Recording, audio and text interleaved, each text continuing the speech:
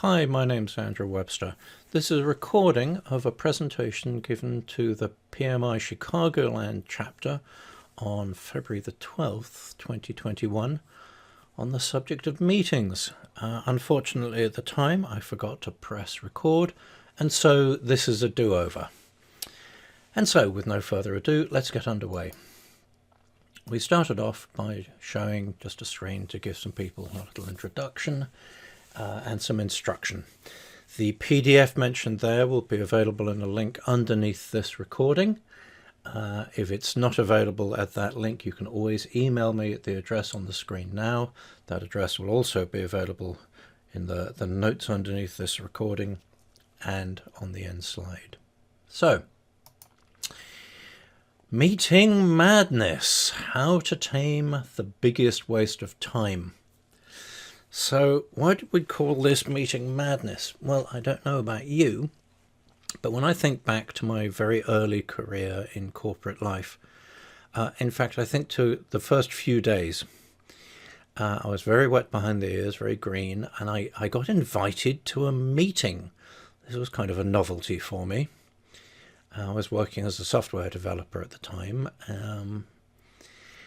and I went along to this meeting. I didn't know what the meeting was for, but I knew that the project manager had told me I should be there. And I sat in the meeting and I didn't understand what it was about. I didn't understand what the implications were for me, but I knew that if I wasn't there, I'd probably be in trouble. By the time the meeting was over, I was none the wiser.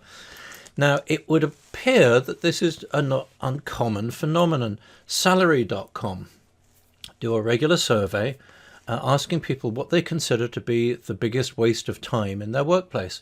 Well, it'll come as no surprise to you that too many meetings is far and away the most popular answer. But what we're going to look at today is unpacking what we actually mean by too many meetings. It's not just true that there are just too many of them, but that's the simplest way that people usually express their lack of satisfaction with meetings in their workplace.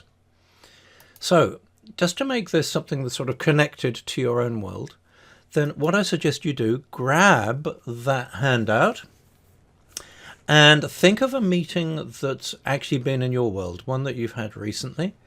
It doesn't matter whether it was good, bad, or indifferent. I just want something that's going to connect what we're talking about to things that occur in your world. And go ahead and write into the top the name of your example meeting. If you're using the PDF, it is a PDF form, so you can just click into it. It should be a blue highlighted bit. If you've printed it, you can just write on it. Put the name of your example meeting. Now, have a think about the meeting itself. How would you rate it? Good, indifferent, or bad? Don't overthink it. Just click on one or fill one in. Now, a little bit more thought. Think back. What was the eventual outcome of the meeting? Was it actually way beyond expectations? You literally saved the whales. Was it a good use of time? You accomplished something worthwhile. Was it neither good nor bad, about as useful as anything else? Was it actually a waste of time? You ask yourself why you bothered. Or was it actually harmful that you wish you'd never had the meeting? Go ahead and choose one of those. Right, now you've done that. Let's consider the most general case of meetings. And I won't go through this too quickly because there's quite a lot to follow. But let's look at a basic pattern for almost all kinds of meeting. Now, brace yourselves, you're going to have to pay attention. It starts, then you meet, and then it ends. Right? Did you follow that? I tell you what, maybe there's not quite enough detail in there. Let me go into a little bit more. You see, at the start, what's important is that that's the period in which you bring focus to the meeting. And by focus, what I mean is you want to help transition the participants from whatever was happening before for them. You want to secure their attention so they can actually participate, not just be there. And you want to use that as a period for clearing things, for dealing with any concerns that could distract people from their full participation. And then during the work bit of it, well, here's something to call out. if you think of yourself as any kind of manager, a lot of your work is actually to have meetings with people. But most organizations that have some kind of product or service have people who are making that product or service. And for them, it's not unusual for them to need to relate to time as being something in which they work in deep flow, in deep focus. And for them, meetings occur not as work, but as an interruption.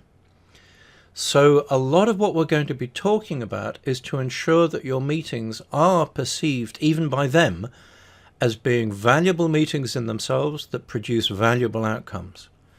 So anyhow, that work will happen in the middle, and then you want to be able to wrap it up and confirm that everybody knows and agrees what's going to happen next. Okay? So we can think of those as being the three non-negotiable phases of meetings that just work. Focus and become present, do the work, and wrap it up. And you may, if you're setting out an agenda, whether it's published or not, allow certain amounts of time within the booked meeting period. Don't think of these as being gospel, but at the very least, by thinking about how much time you're going to allocate and keeping an eye on that during the meeting, you'll make sure that you don't skip any of these three non-negotiable phases.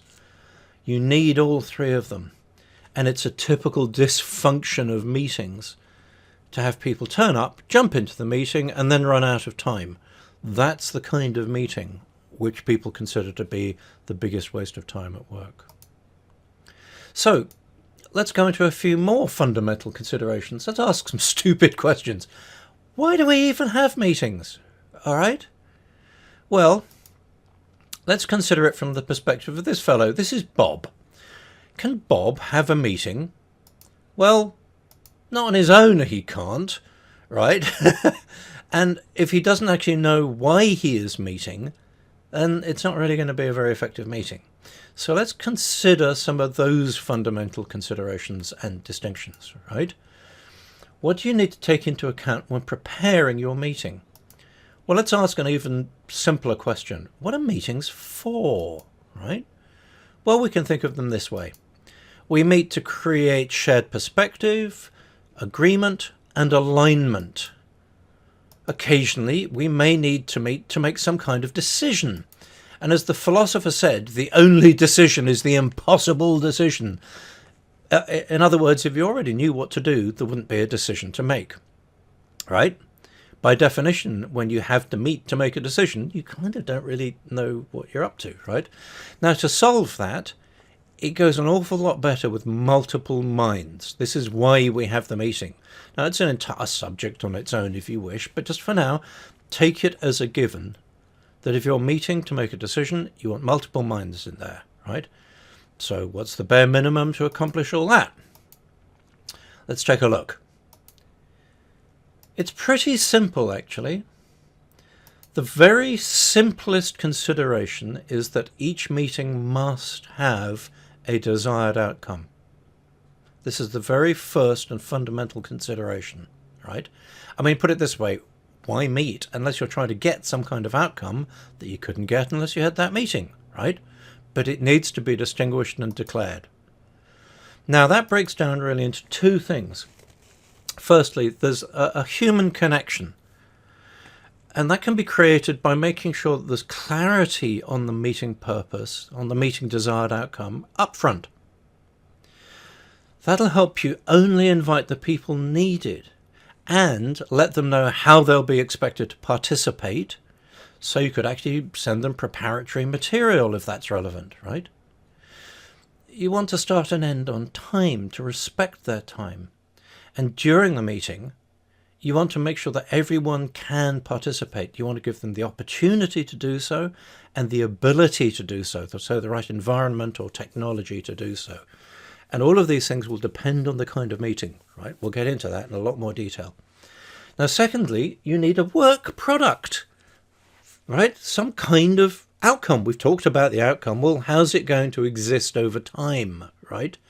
So it may be a decision that needs to be documented with a plan that's agreed. It may be some kind of commitment.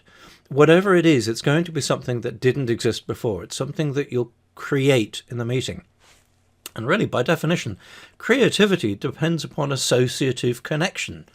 Well, we do that better with associates to connect with, right? Hence the meeting. So, who are these associates? Who's in the meeting? Well, here's Bob, still in a bit of a quandary. Now, let's look at the different combinations of people who could participate in the meeting. It could be that Bob's in a one-on-one with somebody. It could be that it's a meeting of a group that Bob is part of, right? It could be that Bob is meeting with another group, or one-to-many. It could be that his group is meeting with a different group. It could even be that he's facilitating and is separate from the group that is meeting. And you see there may be other combinations, but you get the idea that you need to consider the combination of participants as part of preparing for and designing your meeting. There's even a bit more to think about these participants. Are they going to be a known set of people who are familiar to each other, right? They won't need introduction, for example. But what if it's a group brought together to fit a specific need? Maybe, I don't know, a tiger team, a crisis response team, a customer panel for product research. Maybe it's a crew, a set of people trained to fit complementary roles who don't need to know each other ahead of time, right? But those will all require different forms of preparation and facilitation.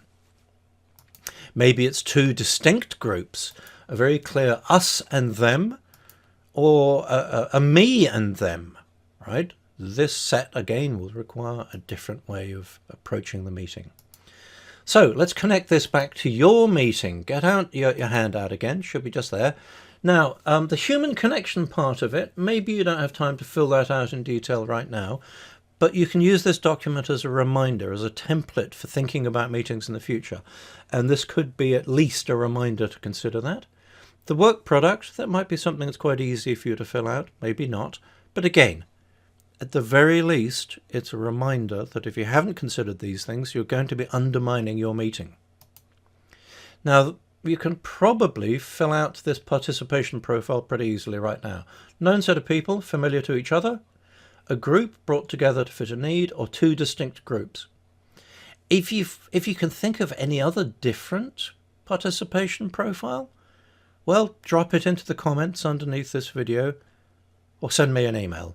That'll be helpful for future participants in this session. Right, now, here's the last consideration for this bunch of people. Well, it's not really the last, but it's another important one. How well do they get along? Does it matter? Yes, it does matter a lot. I mean, here's your little group of people, but what if things are really stormy and confrontational? Ooh, that's going to require a particular kind of facilitation. What if it's a bit chilly and they're all sat there not talking to each other with their arms crossed? Well, it could be warm. They could get along just fine, or it could even be inspiring. This is one of those groups where just amazing things come out of it, right? Do they need to be introduced? We talked about that already. Do they need to be acknowledged in any way for their participation? The actual format of the meeting and its preparation should be designed to take all of this into account. Okay? So again, take a look at your handout. This is something that we can put in, and we call this the centrality of relationships. So you've got a sort of grid here so that you can record this. One dimension is the quality of the relationship, from poor up to good, and the other is how much it matters, from not much to a lot. It could be, I don't know, that it's your reception person meeting the UPS delivery guy, right? Not much of a relationship. They don't get on very well, but it doesn't matter at all, right? It could be a one-on-one with a potential key hire, right? Where the quality of the relationship really is unknown. I'd probably just put that in the middle, but it matters a lot, right? Do you see what I mean? So fill that out and we'll keep moving. So now we've talked a little bit about, the people who are going to be there. How are we going to manage the actual meeting? How is it going to be led or facilitated? Now, this is one of the most useful things that I ever learned about meetings, and I hope it proves to be so for you as well.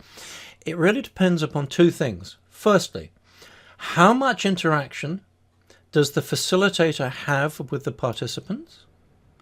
And secondly, how much does the facilitator or leader contribute to the content or outcome of the session? Well, there's a few ways that you can start to think ahead about this. And here's a set of parameters to help you with that. How much time is going to be available for this meeting? Is there going to be plenty or very little? For example, this meeting, we've got about an hour to cover an enormous subject. So the way how I'm running it is pretty direct. It's basically a lecture format, right? If this was to be a workshop or a course, it would be a very different format, right? We'd have much more time. We could design things differently.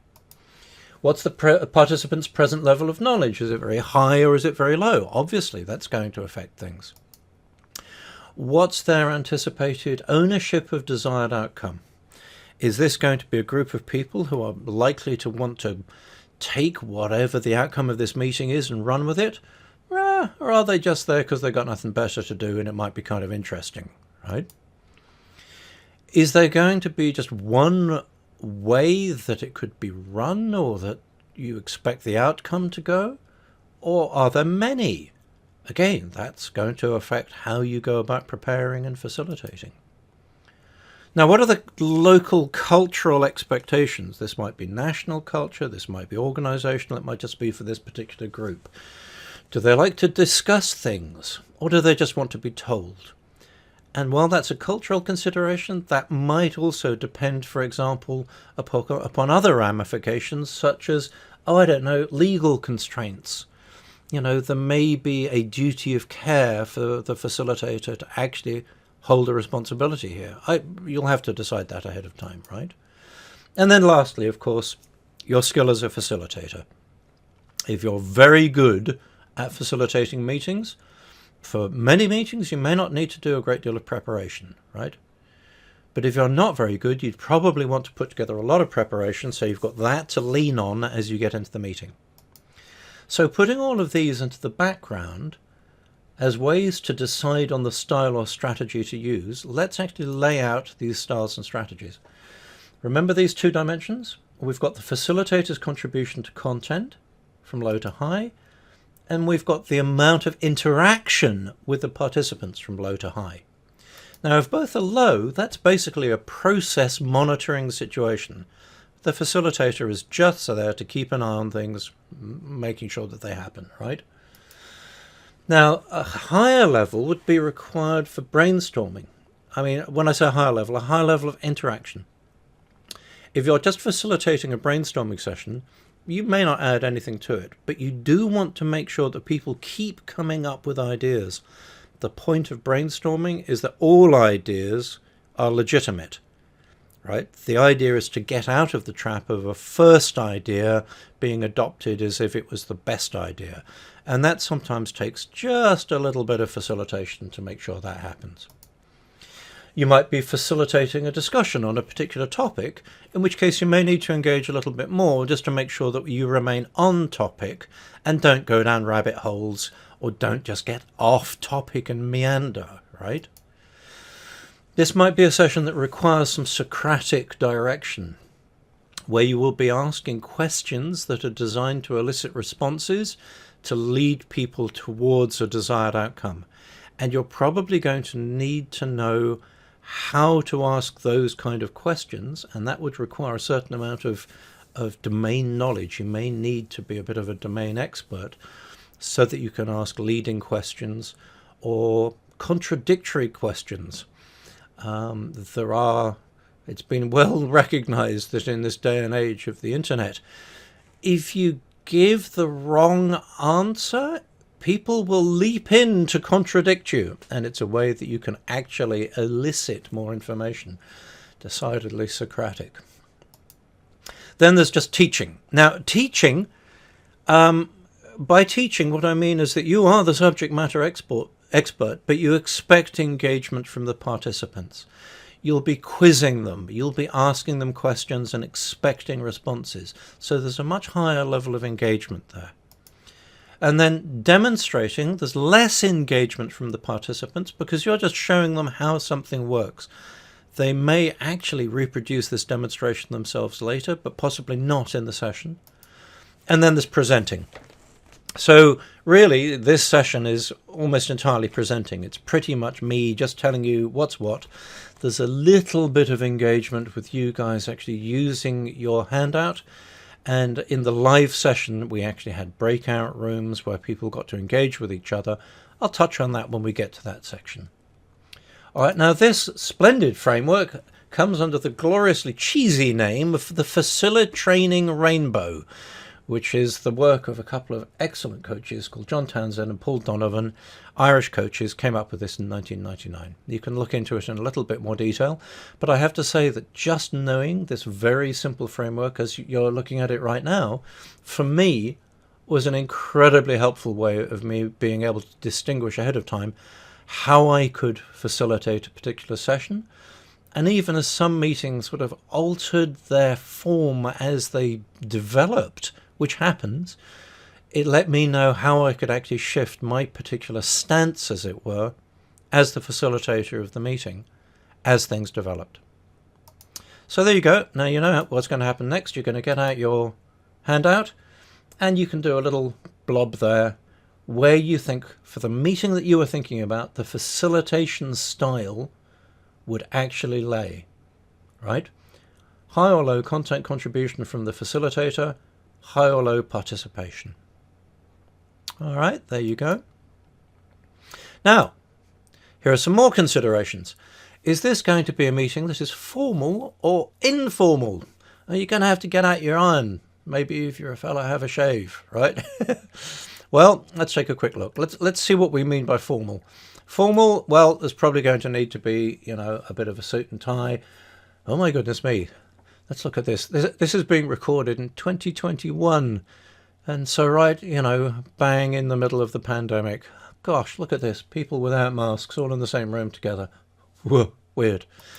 Or is it going to be informal?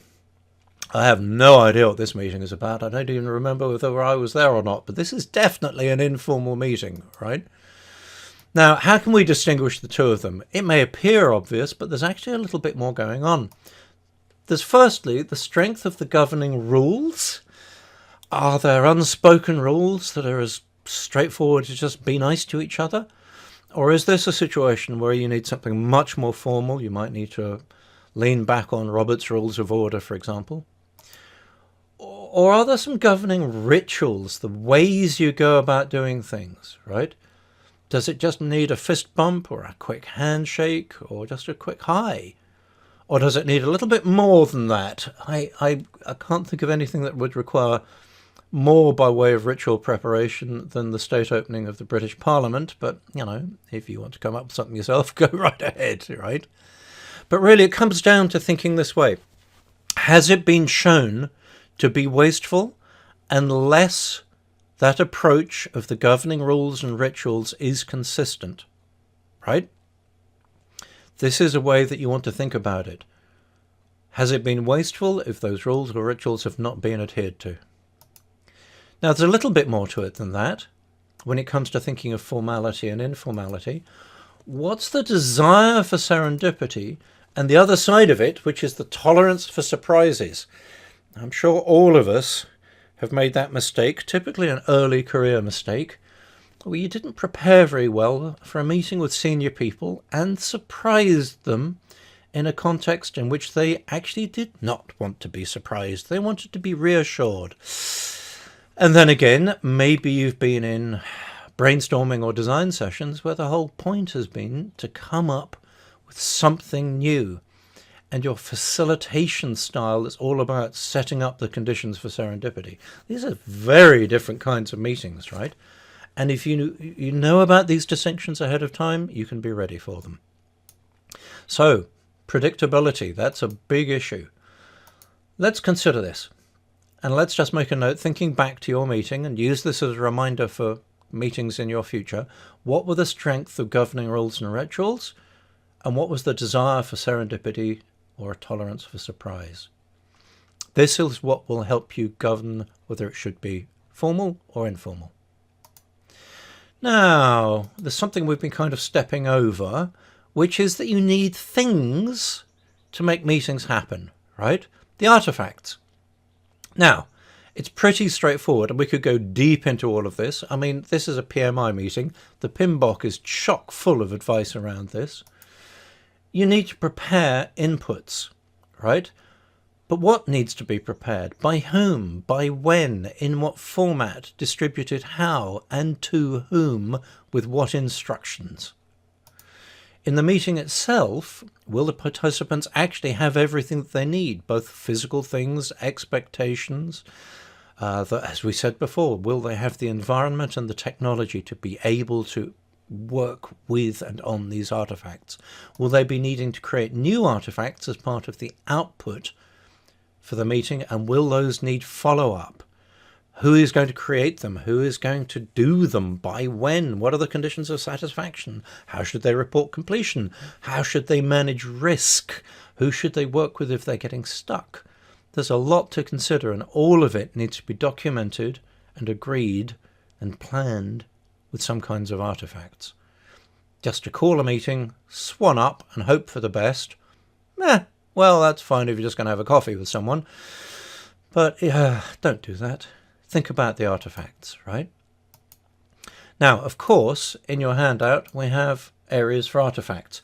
I don't really expect you to sit and list them all right now, but you would maybe want, as I've suggested already, to use this document as a template or a reminder, and you would want to be thinking about the specific kinds of artifacts and action, right? What are you going to be creating beforehand, during, and afterwards, and who needs to take what actions with them, and by when, how, all of that. You want to write all of that down, document it, be clear about it. Now, we've got a lot of ingredients now. Can we organize them? Yes, we can. We can organize them into what we call types and categories. Let's take a look at the types initially. We have congenial meetings. It's a little bit like informal, but you could still have formal congenial meetings. Here's an informal congenial meeting, beg your pardon, probably with a known group of people. It may have a flexible format, even with known rules and rituals. I mean, think of a Scrum stand-up, right, with a team that's mature and well underway. They may come into that meeting. They may use the 3 questions that are recommended for stand-ups, but if they're familiar with the basic underlying principle of a stand-up, that it's a replanning meeting to ensure that the team will fulfill on or manage the risk of their sprint goal as they work on it, right? They may adopt different ways of coming at it once they actually know how to do that, right? Now, it could be a contentious meeting, right? That, in this case, seems to have been at some point a formal meeting that seems to be becoming informal through its contentiousness. But if it's likely to be a contentious meeting, that may need more disciplined preparation. It may need disciplined facilitation. It would need a skilled facilitator that would know how to let things run and when to intervene to pull things back and keep things on track.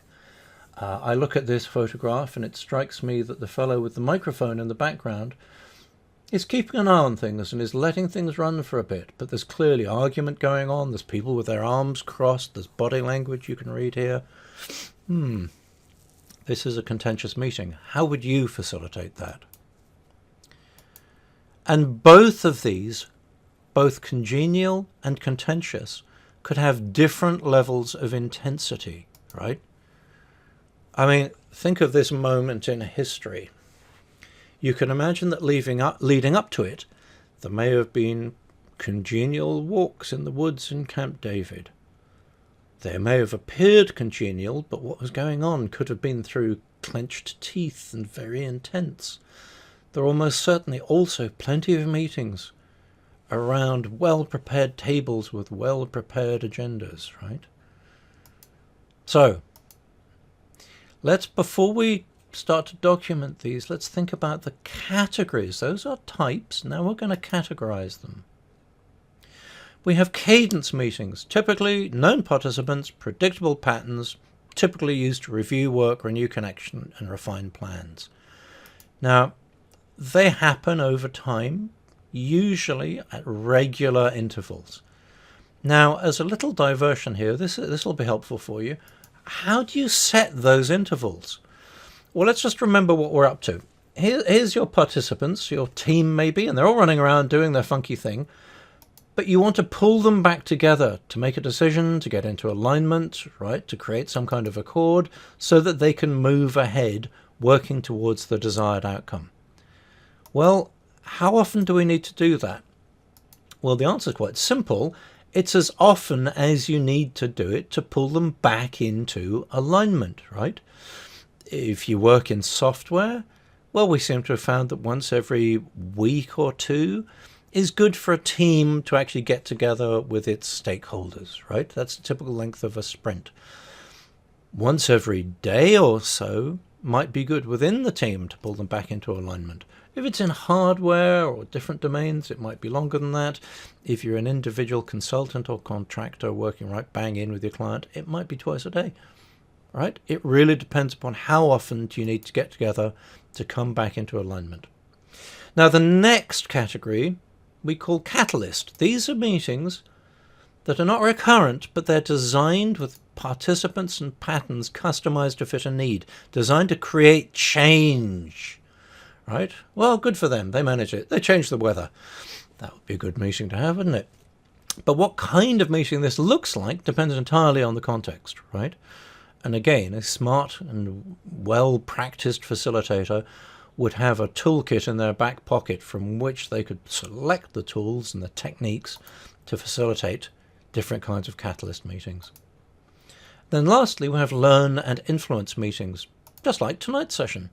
Right? Well, actually, it depends when you're listening to this. This might be this morning's session for you. I don't know. Up to you. This is the kind of session where you're trying to impart new information to people, or maybe shift how they're thinking, maybe shift their context, right? So that is just like this session. That's what we're all about here, is to maybe give you some new information, some new approaches for running your meetings, or maybe shift the context in which you operate your meetings. So here we go. We've gotten this enormous list of things now, to which we're adding a typology, a way of organizing that has types and categories. Now, have a look at your handout. Are we thinking about a congenial or a contentious meeting? And what's the intensity? Now, I noticed here, I forgot to mention this as we went in, a way of thinking of intensity is the risk to safety. Typically psychological safety. If it's a nuclear proliferation treaty, then there's maybe some slightly more substantial forms of safety there. But how much at threat may the participants be, right? That's an idea of the level of intensity. How much are they going to feel that what they're up to is going to actually not work out for them and it's going to be somehow harmful, right? That's what we're looking at in terms of determining is it intense or not. And then what's the category? Cadence, which is a recurrent meeting, a catalyst, a meeting specifically to cause some kind of change, or a learn and influence meeting. Right, now we're starting to get to the nub of it. Do you remember that assertion was that there were too many meetings? Well, actually, really, that's just code for meetings are lousy and produce no value.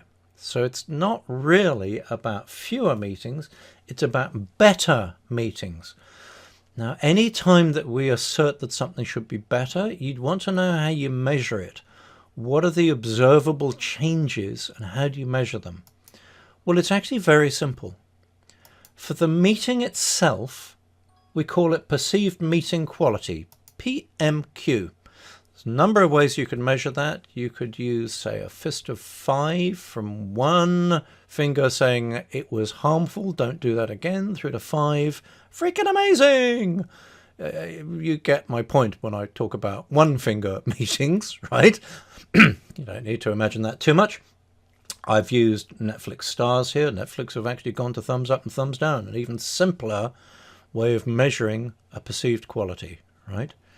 If you want to measure this yourself, then something like a fist of 5 is great, but you could always sophisticate that by saying, well, participants, on a scale from 1 to 5, where 5 is that this is the best possible kind of meeting, it's the best use of your time for this past hour or half hour or however long it is, what would you score it? And if it's not a 5, very briefly, what would you need to bring it to a 5? That's a very good way of doing an instant retrospective to actually learn about how you could continuously improve what's going on. So that's perceived meeting quality for the meeting itself, but then you also want to measure net positive impact. To what extent did the desired outcome achieve the intended impact? The reason it was desirable. Did you fulfill on the purpose? And there's going to be a million ways that you could measure that. It really depends upon what you're doing, right? But if it didn't, well, what are you up to, for heaven's sakes, right? Measuring those two things is how you would actually determine whether you're improving your meetings, right? And you have no idea whether this is actually going to mean more meetings, fewer meetings, but the intention is that by having better meetings, the work in between the meetings is less wasteful, is more valuable. You may find that you actually end up having more meetings and doing less work, but providing a greater contribution to the stakeholders who care about this. You never know. You never know, right? So, wow, look at all of this stuff that we've got, right? You can go back to your handout, and you may recognize these as being pretty much exactly the same questions as we started with, but you know a little bit more about what we're talking about now. Was that meeting that you're using as your example meeting good, indifferent, or poor? And did it range from producing unimaginable benefits through exceeding them, to meeting them, to did not meet them and was actually a waste of time, to being harmful? Right? I have definitely been in meetings where all of us came away from that going, that was a mistake. Whoops. So, now there's a few things that you can practice to get there. Core competencies, the things to master to get high PMQ and NPI.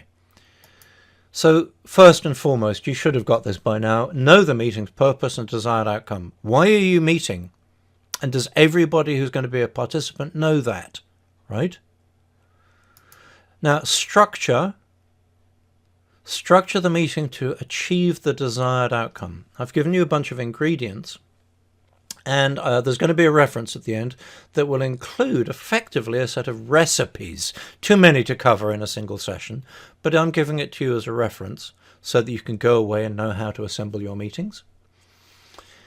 Now, the next is one of those sort of human connection things. Respect the time invested. You may think of this purely from financial considerations. A few years ago, when I was first thinking about all of this stuff, I found out that at the organization where I worked in Silicon Valley, where people are reasonably well paid, extremely well paid actually, for a typical development team, an engineering team, the budgeted run rate for them was $1 million per team year. Well, if you divide that by 2,000 for the typical number of working hours in a year, you get $500 an hour. So that's one way of thinking about respecting the time invested. You can also respect the cash invested. But you also need to recognize that this time may be an opportunity cost for the participants. They could have been using their time on something else.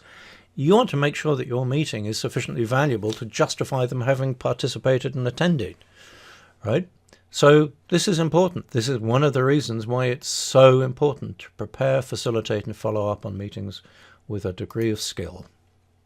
Structure it for engagement. Right, now the recipes will help with this, but there's a few things that you can do right away to do that. Firstly, define what you want people to contribute. In your preparation and in the invitation, define to people what you want them to contribute and remind them as you start and open the meeting. Ask for engagement. It doesn't hurt to actually say, I really request of all of you that you participate fully in this. I notice that some of you have your laptops open. That's fine if you're there to take notes or to refer to things that will be a contribution. But please, if you're just reading emails, checking Facebook, or still doing some other work, my request is that you stop doing that and actually pay attention here. Because we're here to create some specific outcome, and it can't be created to its highest value unless everybody fully participates. Right? Ask for engagement. And having asked for it, step 3, you want to make space or time for people to engage. Now, in this format that we're following right now, where I'm basically lecturing you, your level of engagement is to fill out your handout, and in the live session, to actually engage in the breakout rooms, right? So we actually provided you with the space, time, and actually materials to engage. You should do the same in your meetings. Now, acknowledge contributors. I will give all of you a major acknowledgement at the end of this, but the point is that as people contribute, don't just sort of accept it and move on. Acknowledge them. Let them know that they were heard and that they were thanked, right? Doesn't hurt, it's free, and it makes a world of difference to people's experience of their participation, right? And then use what you receive. If people come to your meetings, make a contribution, it's acknowledged, people are grateful, but then nothing happens, it is not used, they're going to stop coming to your meetings, right? So you need to make sure that things are structured in such a way to make sure that things are used. We'll talk about that in a little bit more detail shortly. And this is where we're going to talk about it. Take visible notes. Now, this might consist of the facilitator projecting or being somebody who's screen sharing while they take notes into Google Docs. There are plenty of meeting platforms where the meeting platform has an area where visible notes can be taken. You might be using an online whiteboard where effectively the board itself becomes the visible notes. But the point of this is that while the meeting is going on in real time, the notes validate that what's being captured actually reflects what people are talking about, agreeing, coming to alignment about, planning, whatever it is. If you take the notes right in front of people, then mistakes, misapprehensions, misrepresentations can be caught, right? And then, of course, you want to publish them where they can be found. I tend to relate to tools like SharePoint as being great information refrigerators, somewhere where you go and preserve the information for posterity. But you stare at it, and there may be something tucked away at the back, but blow me if you can find it again.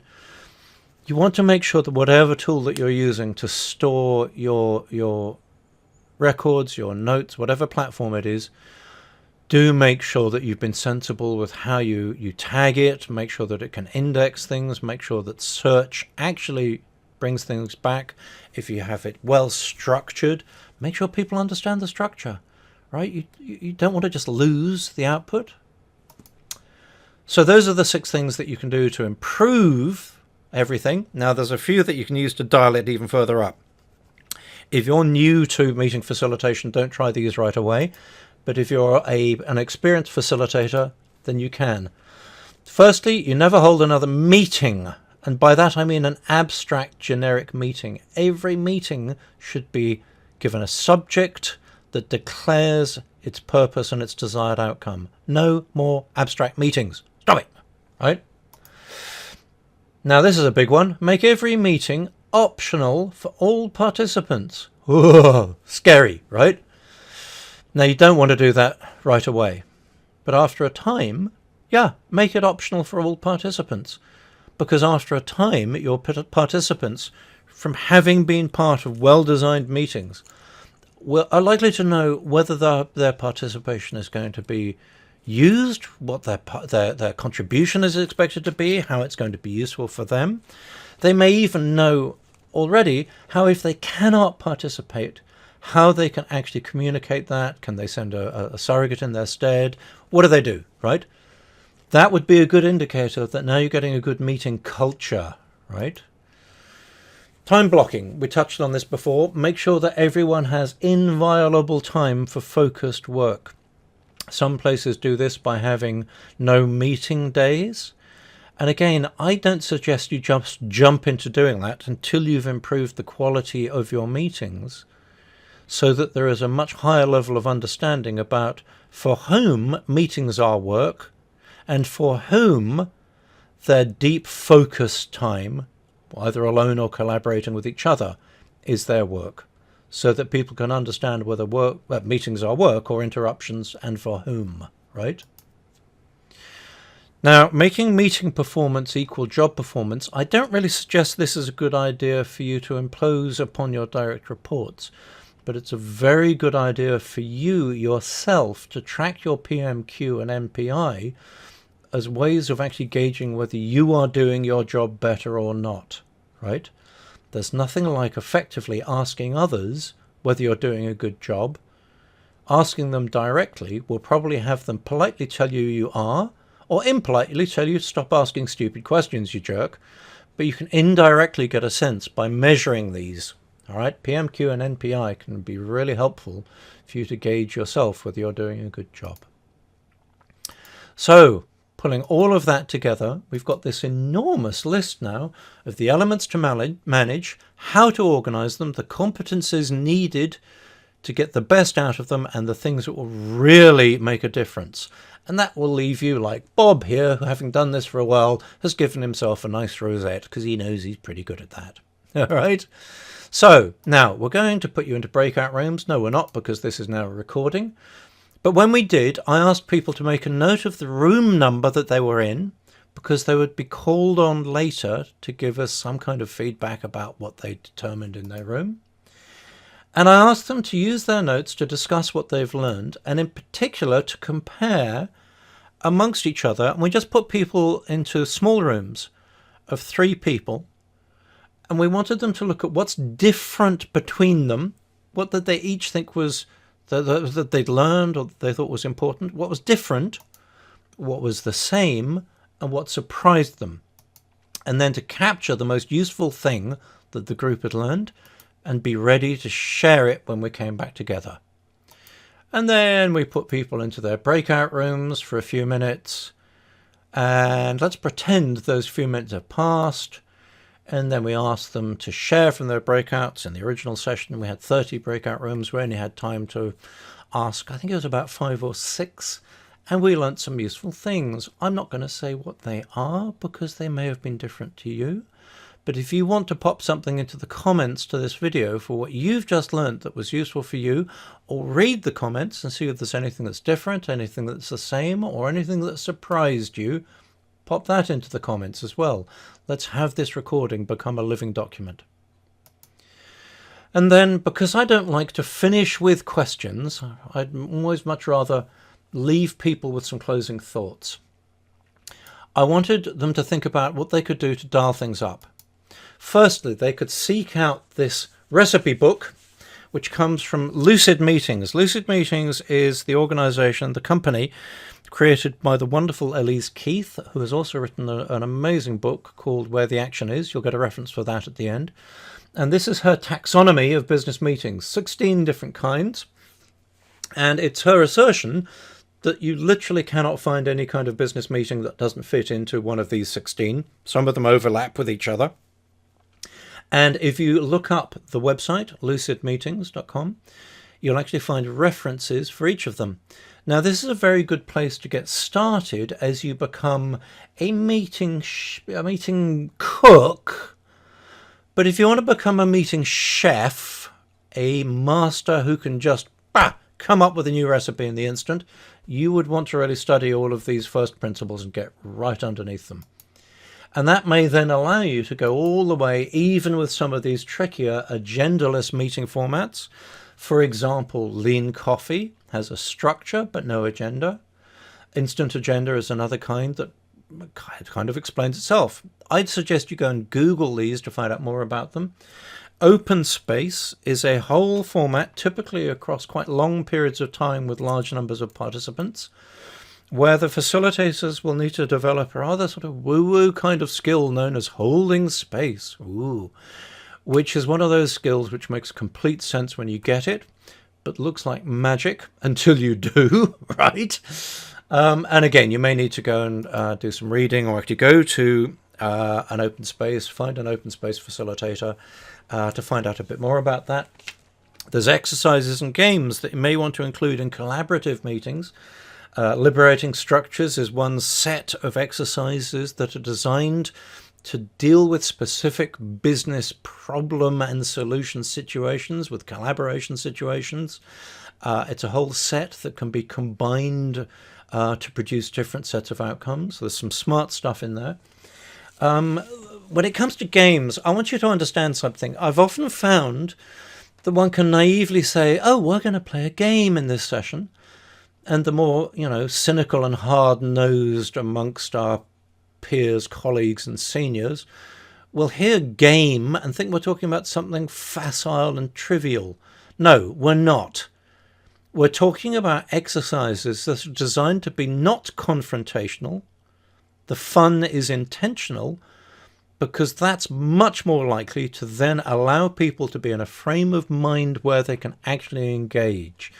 This is a whole session on its own. The neuroscience and the psychology of having fun in the workplace is actually kind of a big deal. And all of these games are always metaphors for situations that you will encounter at work. And of course, as a metaphorical game, it's much safer to engage in it than it is with your real work. And Thiagi is the first name of a gentleman with a name I can never fully pronounce or frankly remember its entirety. There's approximately 147 syllables in it, but if you Google Thiagi games, you'll find an enormous resource of such games that you could actually recruit for your meetings. There are many others, but these are just some examples. Now, if you get good at all of this, then what you can start to think about is creating meeting series. If you look at Scrum, for example, that's a really well-designed meeting series where each different meeting type and category within it is designed to take a specific set of inputs that are transformed in the meeting into specific outputs that are then operated on during work to become the inputs for the next meeting type, and so on and so on and so on. And by putting these meeting series together into sets, you can effectively design an organizational operating system for your organization. This is the real work of organization, I would assert. You may go ahead and want to take on some of the subtler designs, such as Xscale's Camelot model, which is one of a very small number of meeting models where you have rotating participation and facilitation. And the intention really behind that is that over time, your product, your process, and the learning of an organization is dealt with by everyone. Now, it takes time for everyone to participate in all of these different meetings, but imagine how that would transform your organization if basically everybody had got to know a little bit about everything and understood the context of everyone else's situation, so they could take that into account in their own situation. That's a very good way to drive out waste and dramatically drive up the effectiveness of your organization. So, of course, there are also all of the remote-only tools and techniques, so there's no way I can dig into those in this one short session. But there's plenty there to do, and if you were to attend a deeper workshop, then you would doubtless learn a great deal more about all of that. And so with that, everybody, I'm going to leave you with a page of references. You may want to pause the video to take a look at these. There are books there, there are websites, and there's one of my guiding principles, which came from a mentor of mine who once said, "You ain't going to live long enough to get all this if you don't read." I took that to heart. I read many books. I refer to their bibliographies to get a sense of the authority of the author. I now have an enormous library as a consequence, and it has helped me hugely. I recommend this bit of advice to you highly. And so with that, let's wrap it up. And just so you know who I am, my name is Andrew Webster. I'm Chief Cook and Bottle Washer, at WCS LLC and Wisdom at Work. I'm available for training, coaching, speaking, bar mitzvahs, weddings and funerals. And with that, I do hope that you find that this is incredibly useful to you. And I'd like to thank you all so much on behalf of all of the people with whom you work and those who benefit from all of that work, the people you will never meet. Thank you so much for watching this video, for caring enough to watch it all the way through, and even better, hopefully, to go and apply all of this for the benefit of all of those people. On their behalf, as you'll never meet them, I want to say thank you so very much. And that, everybody, is the end of this video. Bye-bye.